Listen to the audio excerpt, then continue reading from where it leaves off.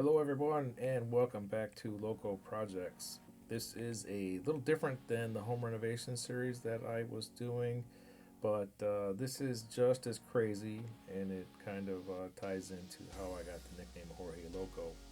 So, we've been tossing around a crazy idea for about 5 years, and when COVID hit, we had two of our trips canceled in March and April of 2020. So we decided to stop talking and start planning. And as you can see by the title, we rode our bikes through the Florida Keys.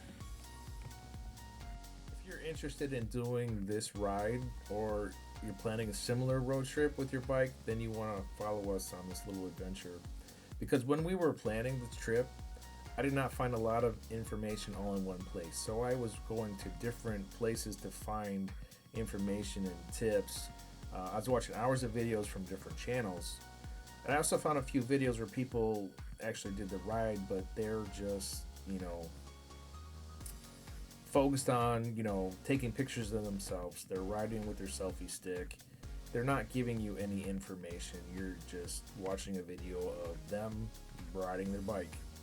And you're watching them ride with their selfie stick. You're watching the pavement. And you're listening to the wind hit the microphone on the camera, which it doesn't make for good videos. So I decided to do this series. I wanted to share what we learned and hopefully help anyone else that's trying to plan a trip like this. And we're not pro cyclists, so the information that it's going to be in the video, it's not going to be earth shattering to any regular hardcore cyclist. But at least those people can watch and they can get an idea of what to expect. They can see what the route is like. They can see the road conditions. And also, they may have valuable information that they can share with the rest of us. Any tips, any advice maybe I forgot about or we didn't cover, as well as just sharing their overall, advice for less experienced riders. Here is a little backstory introduction. This is a photo from 2006 of my friend Misty and I. We were riding the MS 150 to raise money for multiple sclerosis. Misty's mom had MS, and my mom also has MS. We are not athletes. We are not in great shape. Unless you consider round a shape, then I guess I'm in shape. But we both have desk jobs and we're not overly active. I was 46 when we did the Florida Keys ride. Misty's older. I'm not going to tell you her age because if she watches this, she'll probably hurt me. But Misty rode MS 150 ride 4 times. I rode with her 3 times, 2006, 2007, and 2008. So we have experience doing, century rides, but this is 12 years ago. We like to ride our bikes, but we've really never done anything like this since 2008, and we're a lot older now. In the last couple years, I maybe rode 100 miles total. We ride the bikes for a couple times a year, and then we put them away, and we don't ride them for a couple years. So it's not like we're out every summer riding bikes. It's every once in a while, but nothing regular. I wouldn't even really call us cyclists at all. We just like to ride bikes every once in a while. We actually still have these bikes from 2005, and we did most of our training on these bikes until they broke down on us a couple weeks before the trip, actually. So, of course, you heard about the bike shortages and supply chain issues all because of COVID. So, it was a real concern whether or not we would be able to do the ride after we had everything planned. But anybody can do this ride with planning and some training. And the amount of training all depends on how fast you want to complete the ride. We plan the ride from the southern tip of Florida to Marathon on the first day, and friends were going to join us in Marathon, and we were going to ride from Marathon to Key West on the second day. Now, if you can do a century ride, you can start in Key Largo and get to Key West in one day. I think it's 105 miles. Of according to the mile markers. You can break it up 2 days, 50 miles a day. You can break it up in 3 days, however you want to do it. We plan to do most of the riding on the first day because we know we were going to be sore on the second day, so we wanted an easier second day. The first thing you should do if you want to do this ride is go online and look up the Florida Keys Heritage Overseas Trail. Florida Keys Heritage Overseas Trail. That is a trail from Key Largo to Key West. But there are large sections of that trail has been damaged by the weather, by hurricanes, and washed out and flooded out.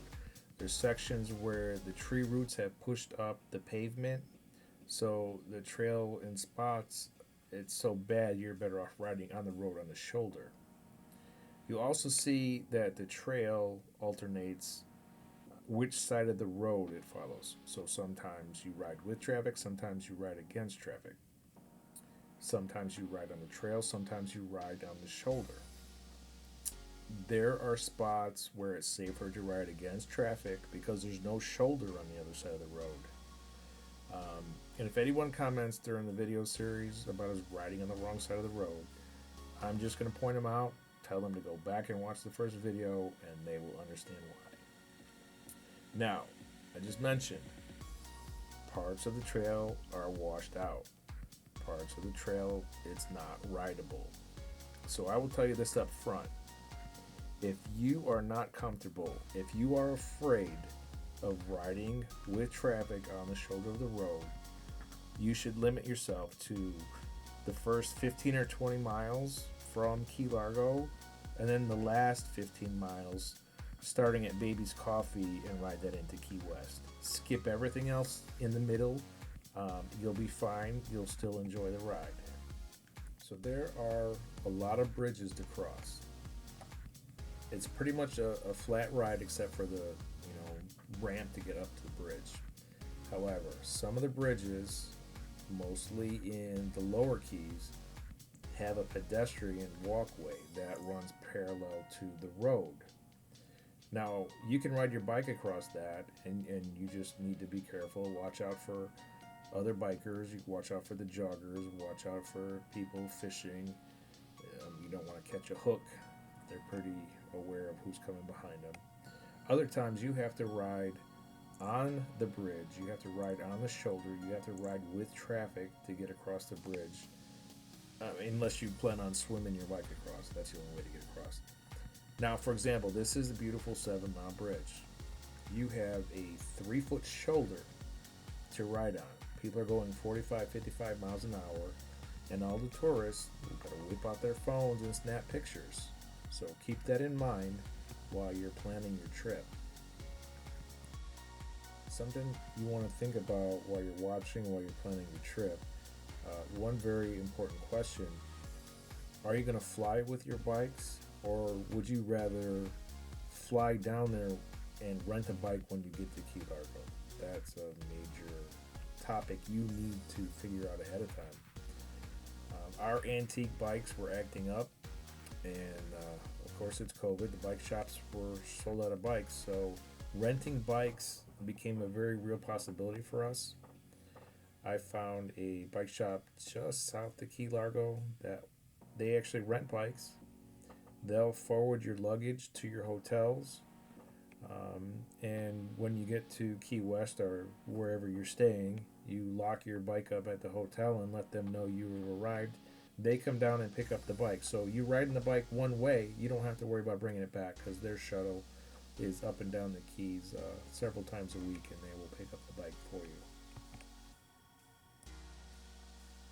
Alright, so I'm going to break up the videos in this series into smaller clips, about 10 or 15 minutes, because my upload speeds are terrible and my computer freezes up all the time. So we're going to cover a lot of things. We're going to cover the training that we did.